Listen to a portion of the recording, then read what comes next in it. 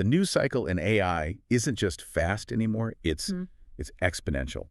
Every single week, we're just hit with this fire hose of announcements. A lot. I mean, new GPUs, quantum roadmaps, robot dogs, even certified mathematical proofs. It's a tsunami of information. And just trying to track what OpenAI, Google, and Anthropic are doing individually can feel, well, overwhelming. Oh, it's nearly impossible if you don't see the connections. So our goal for this conversation is to just cut through that noise. We've synthesized, what, over 24 key news items from this week? Yeah. And we're going to distill them down to the insights that actually matter. We want to stitch together the story of how all these launches, which seem separate, actually line up into one single accelerating narrative. Okay, so let's lay out the map for everyone. We've organized the biggest advancements into three main areas.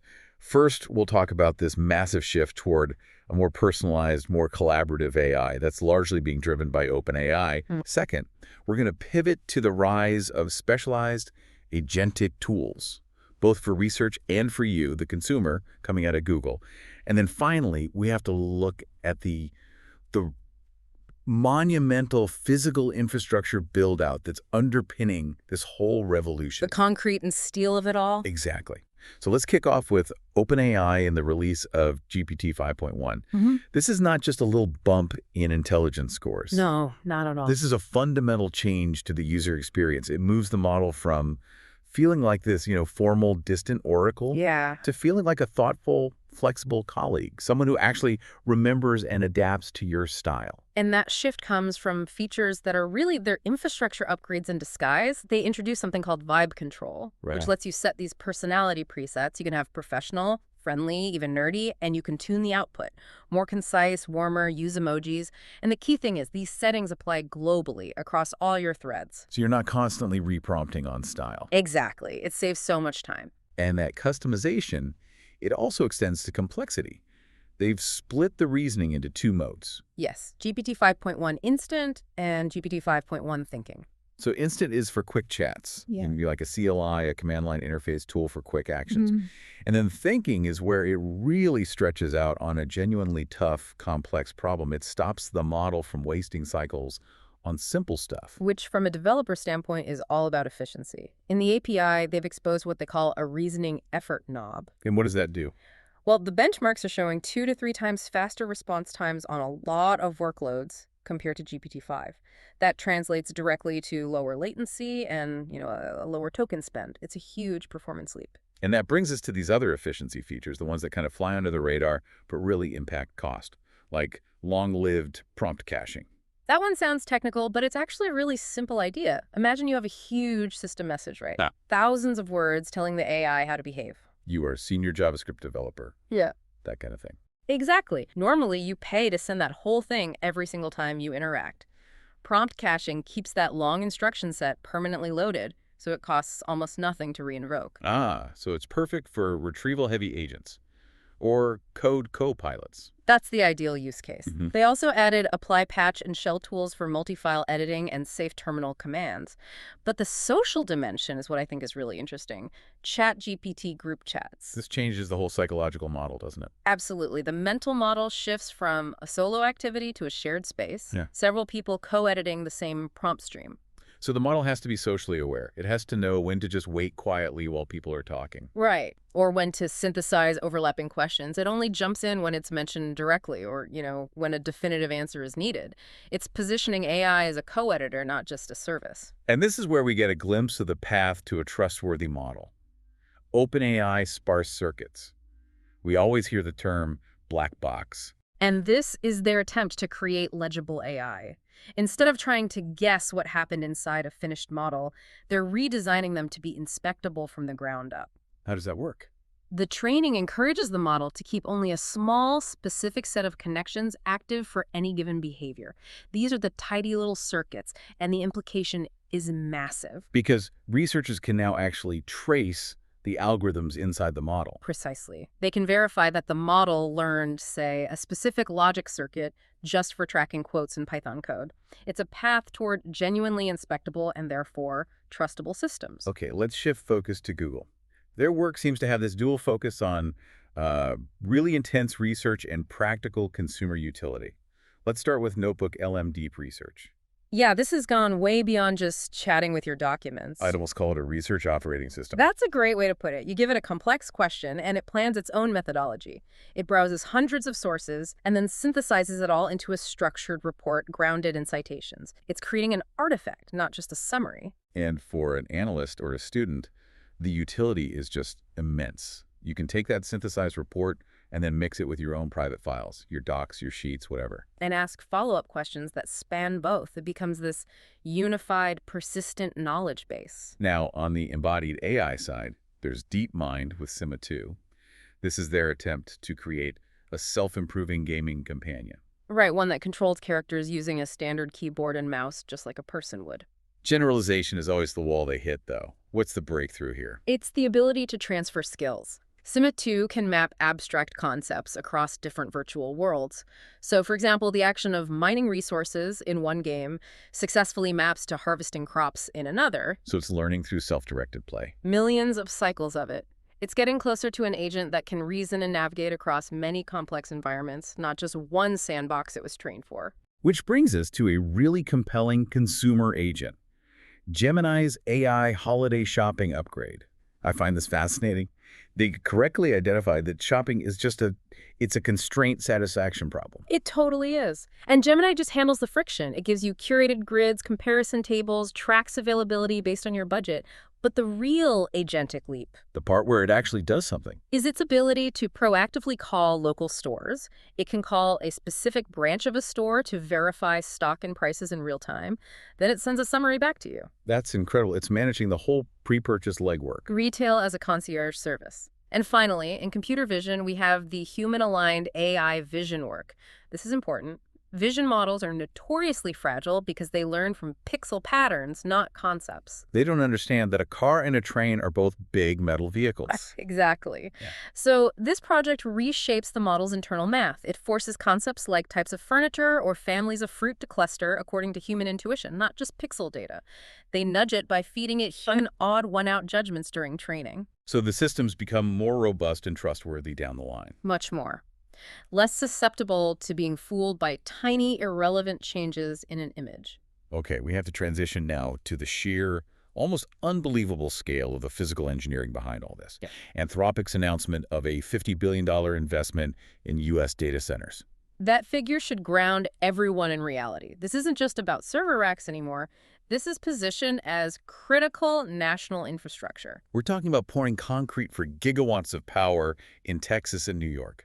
Building entire campuses just to meet the demand for mission-critical Claude workloads. The frontier of AI is now at the intersection of algorithms and heavy industrial engineering. And Microsoft is thinking even bigger continent scale with their Fairwater superfactory. Right, they're wiring together these AI-first campuses in, like, Wisconsin and Atlanta over a dedicated network so they act as one logical. A single enormous computer. Using NVIDIA GB200 systems. And this solves a critical problem for training the absolute largest models. The training job can stretch across states, but still synchronize the mathematical gradients almost instantly. It shows that performance gains are hitting an architectural bottleneck. You need more than just software tricks now. For sure. And with all this physical scaling, what does it mean for the future of compute? Google laid out its 5-stage path to useful quantum computing. This felt like a much-needed sanity check. Against the quantum hype machine. Totally. They're demanding that researchers move past abstract algorithms and focus on concrete, hard computational problems and real engineering constraints. The goal is a deployed tool that genuinely beats classical methods, not just in theory. An algorithm-first mindset. Exactly. And that you need cross-disciplinary teams who can speak the languages of quantum physics, computer science, and practical application. Okay, let's shift to the breakthroughs in science and math. AI is fast becoming a lab partner. We saw a mathematical discovery with AlphaEvolve. This is a system that treats families of math puzzles, like construct something with optimal properties, as a giant searchable space. LLMs propose programs, evaluators score them, and an evolutionary loop refines the whole process. So it's generating scientific methodology, not just calculating an answer. Yes. And it rediscovers known best results and sometimes even improves on them. And speaking of proofs, AlphaProof AI combined with AlphaGeometry achieved a score on the International Mathematical Olympiad that was comparable to a human silver medalist. That's a profound moment. It is, but the critical part isn't just the score, it's the trustworthiness. Can we actually trust the proof? That's always the question. In this case, the results were mechanically verified in the lean-proof assistant. That means the AI steps were translated into fully checked formal objects. It guarantees the proof is rigorous. Which could change high-assurance engineering. Now, the physical sciences, we have machine learning membranes reinventing industrial filtration. Filtration has always been about size, like a kitchen sieve. These new membranes sort molecules by chemical entity. By chemistry, not geometry. That's right. They're blending polymers to create porous layers with incredibly specific surface chemistries. And machine learning is essential here to understand those complex interactions, letting engineers dial in custom membranes for specific antibodies or molecules. And finally, a huge breakthrough in healthcare, the AI transplant tool from Stanford. This directly addresses the really harsh reality of fetal liver surgeries. The tool is trained on historical data to predict the likelihood that death will occur in time to procure a viable organ. From donations after circulatory death. Correct. By accurately estimating that probability, the system, in tests, cut fetal procurement attempts by about 60%. And it did that without reducing the number of successful transplants. Which is crucial. It mitigates waste and immense emotional strain for everyone involved. They're already working on adapting it for hearts and lungs. We have to address the dark side now, the security concerns. We're seeing AI deepfakes fueling a billion-dollar fraud wave. And the sophistication is just staggering. There was that chilling case of the finance worker in Hong Kong who wired millions of dollars after a video call where every single colleague was a deepfake. Every single one. They mimicked voices, mannerisms. It felt like a normal internal meeting. And research shows that even when people are warned, they still struggle to distinguish cloned voices from real ones. So our basic security assumptions are being undermined, and regulators are trying to keep up. The UK AI child safety law is notable. It's very significant because it gives watchdog groups the power to actively test commercial systems for producing illegal material. It pushes responsibility upstream into the design phase. Let's contrast the ambition of embodied AI with the reality on the ground. On the success side, the Claude robot dog experiment, Project Fetch. The results there were clear. The Claude-assisted team completed more tasks and wrote much more code than the unassisted team. Claude helped with troubleshooting, untangling bad documentation, reasoning about sensor quirks. It's a measurable uplift in human-robot collaboration. For sure, even if it sometimes led the programmers down interesting but unnecessary side quests. And then, on the flip side, we saw that viral image of the Russian humanoid robot AIdol just face-planting on its debut. A very public failure, shedding parts right in front of the cameras. It just became this huge viral punchline. Yeah. And it highlights the immense, slow, unglamorous engineering work that's still required to make these systems, especially bipedal ones, walk reliably in the real world. To quickly wrap up some model news, we saw RFDETR pushing real-time detection transformers past the 60 MAP barrier on Kokio. Which, for those unfamiliar, Kokio is a standard visual recognition dataset. MAP is the accuracy metric. Getting past 60 means this is highly accurate and fast enough for things like autonomous driving. And there was also legible, trying to make self-supervised learning more principled. Right. It uses some complex math to nudge the model's internal knowledge representations to be more well-structured and clean. That promises more scalable and provable AI systems later on. Finally, ByteDance's Lumine Generalist Agent. This thing can conquer complex 3D open worlds like Genshin Impact in real time, without intensive fine-tuning. A big step toward persistent, flexible agents that learn true-world models. So if you connect all these dots, from personal AI and billion-dollar fraud to Olympiad proofs and agents that call local stores. The core takeaway is pretty simple.